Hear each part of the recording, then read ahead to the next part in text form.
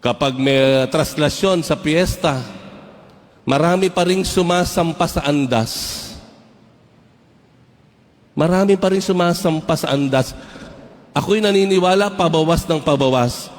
Pero meron pa rin nag-iisip o nagtatangka na sumampa, imbis na sumamba sa Panginoon.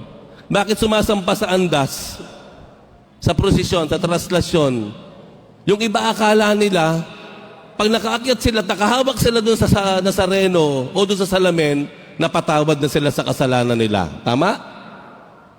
Meron akong balita po sa inyo, bad news. Hindi po napapatawad ng kasalanan ninyo pag nakahawak kayo sa salamin. Alam niyo kung gusto niyo mapatawad ng kasalanan ninyo? Doon sa kasalanan ninyong bumabagabag sa damdamin niyo, nagawa ninyo noong nakaraang taon. Ayan po yung mga confessional, no? Mula pagsikat ng araw hanggang paglubog ng araw, may naghihintay pong pari dyan. Mangumpisal po kayo. Sinisigurado ko po sa inyo, mapakakamtam ninyo kapatawaran.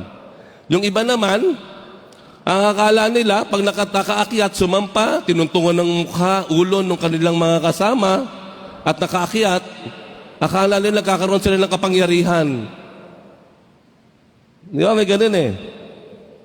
Sikat ako sa mga barkada ko, nakaangat ako, nakataas ako. Nakakailan ako, talo ko kayo, nakaakyat ako eh. No? Akala nila, lumalakas sila. Ang totoo po niyan, may nasaktan pa kayo sa pag-akyat nyo sa andas. Gusto nyong lumakas? Gusto nyo talaga makakuha ng kapangyarihan? Magsimba kayo, tumanggap kayo ng katawan ng Panginoon. Sinisigurado ko po sa inyo, ang Diyos na kinakatawan ng imahe ng Nazareno, siya ang mismong papasok sa iyo. Hindi mo lang siya mahahawakan. Hindi lang magpapahawak sa iyo ang Diyos. Papasok pa siya sa buong pagkatao mo. Amen?